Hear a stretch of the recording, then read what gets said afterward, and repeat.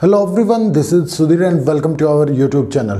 Today we discuss chapter number 3 human development. आज बेटा हम जो डिस्कस करने जा रहे हैं वो चैप्टर नंबर 3 है, जबकि 2 को हम डिस्कस हैं वो कर चुके हैं। इसमें मेनली जो ह्यूमन डेवलपमेंट है उसके बारे में डिस्कस करेंगे।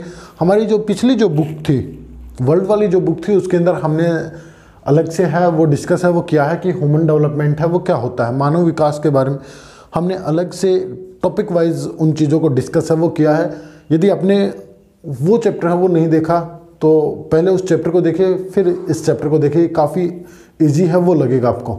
और एग्ज़ाम के व्यू से मैं देखूं तो ये जो चैप्टर है वो इतना ज़्यादा इम्पोर्टेंट नहीं है। जो भी इम्पोर्टेंट होगा वो मैं साथ के साथ आपको बताता रहूँगा कि यहाँ पे आपको ये जो चीज़ है वो इम्पोर्टेंट है।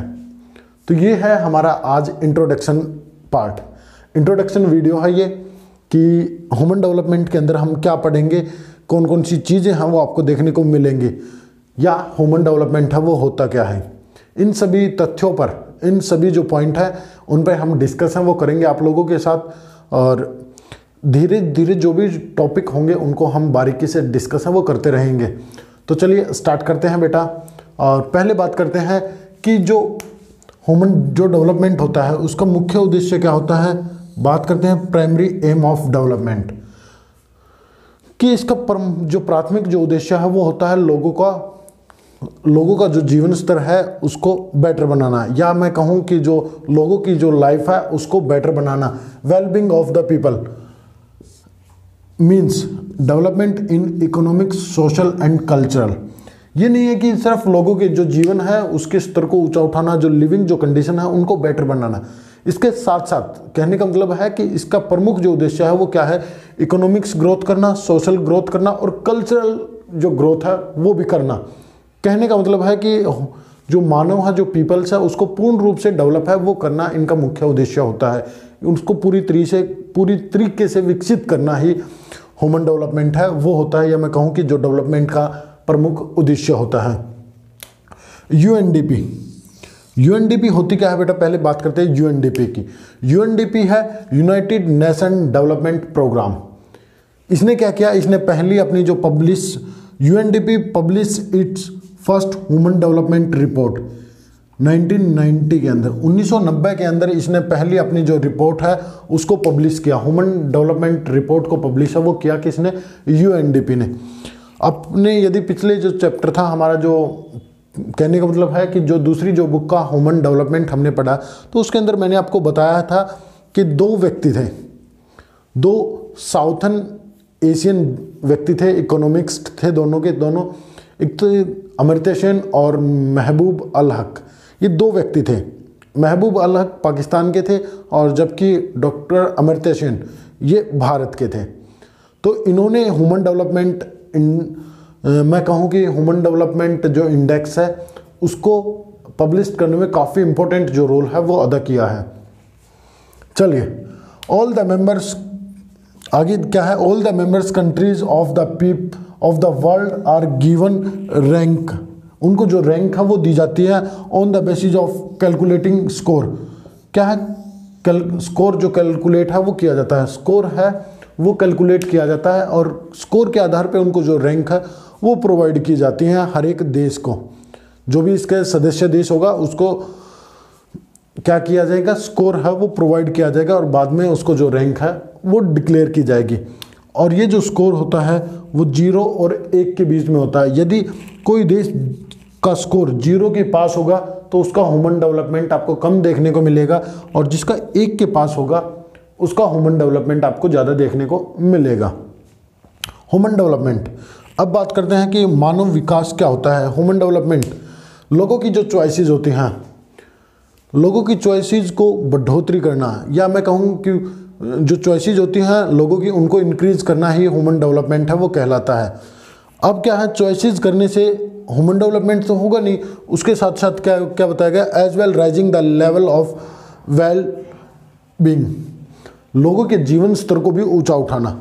लोगों के जो विकल्प हैं, जो चॉइसेस हैं उनमें उनको बढ़ाना, उनको इंक्रीज करना, चॉइसेस को इंक्रीज करना, और साथ के साथ उनके जो जीवन स्तर है, उनकी जो लाइफ जो कंडीशन है, लिविंग जो कंडीशन है उनको बेटर करना ही इनका मुख्य उद्देश्य होता है किसका, मानव विकास का बेटा।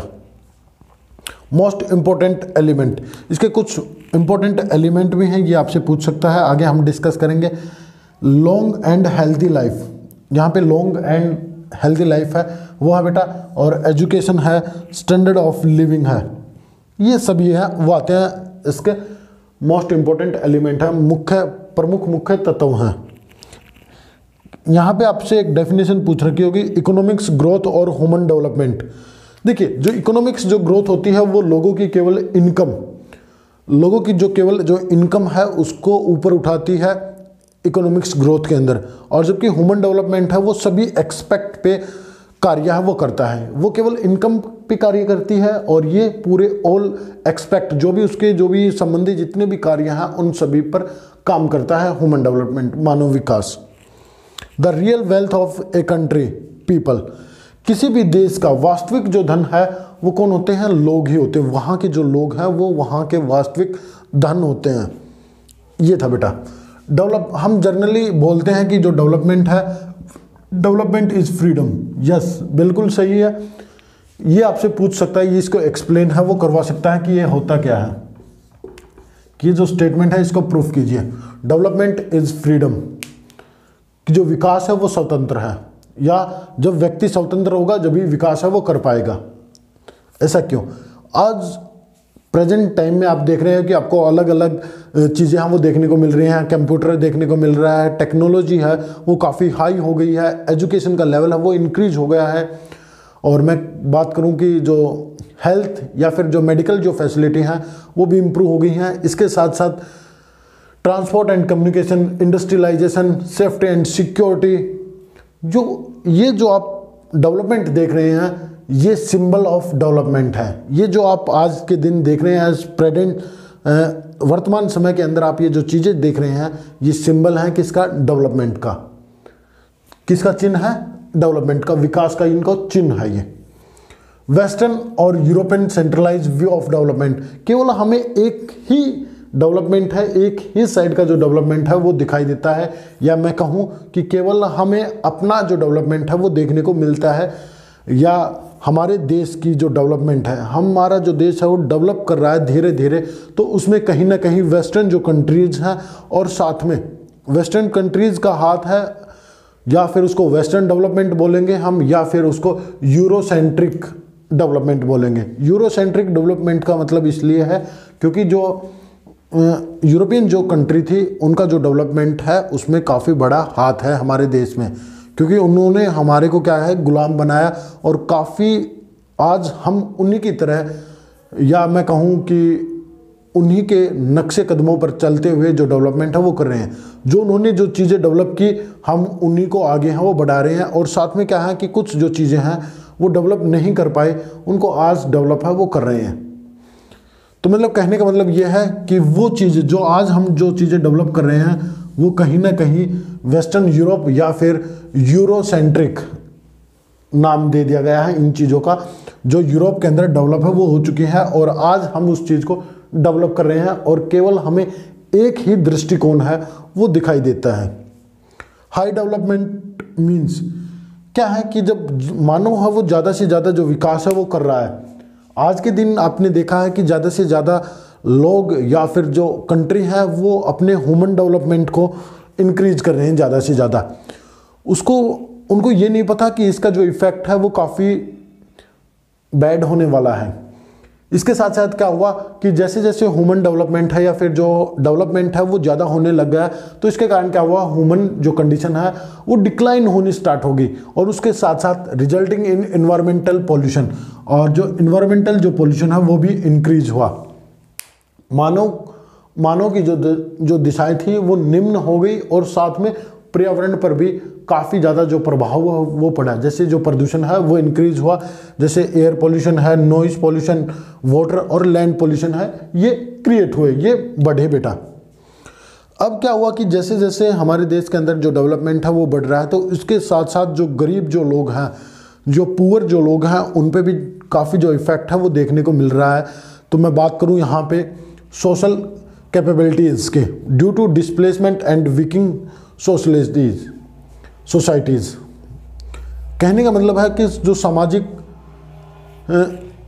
जो सोशल कैपेबिलिटीज़ हैं उसमें ड्यू टू डिस्प्लेसमेंट, डिस्प्लेसमेंट का मतलब होता है मूवमेंट के कारण, कि ज़्यादातर जो लोग हैं वो गरीबी का जो कारण है वो क्या है कि ड्यू टू मूवमेंट डिस्प्लेसमेंट, वो या तो डिस्प्लेसमेंट करते हैं तो ऐसी जगह जाते हैं जिनको उनको ज़्यादा इनकम है वो नहीं मिल पाती, या फिर वो मूवमेंट है वो डिस्प्लेसमेंट है वो अच्छे से नहीं कर पाते, वीकिंग, या फिर वो समाज के अंदर क्या है एक गरीब हैं, उनके पास, कहने का मतलब ये है मेरा कि उनके पास अपनी जो बेसिक जो नीड्स हैं उनको कंप्लीट करने के लिए भी कोई सोर्स है वो नहीं है।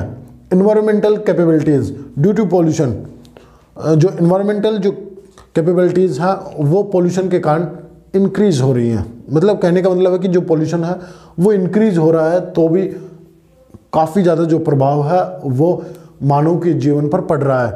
और personal capability due to accident and disease, काफ़ी बड़ी संख्या में व्यक्तिगत की मैं बात करूं, क्षमता की मैं बात करूं, ड्यू टू एक्सीडेंट के कारण भी काफ़ी ज़्यादा जो प्रभाव है वो पड़ता है। और डिजीज़, आपने देखा होगा कि 10th या फिर आप हिस्ट्री में पढ़ते होंगे कि काफ़ी महामारियां हैं वो हमने झेली हैं।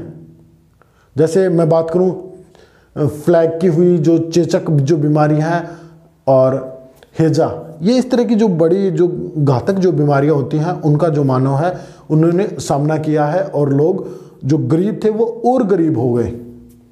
तो बस बेटा आज ये था इंट्रोडक्शन पार्ट जो मैंने आपको कराया है। आशा करता हूं कि आप लोगों को समझ आया होगा। आप जो नेक्स्ट जो टॉपिक होगा उसको डिस्कस करेंगे, और आपको वीडियो अच्छी लगी हो तो लाइक करना, शेयर करना, और अभी तक चैनल को सब्सक्राइब नहीं किया है तो चैनल को सब्सक्राइब कर लीजिए और ऐसे ही वीडियो देखने के लिए। Thank you and thank you very much.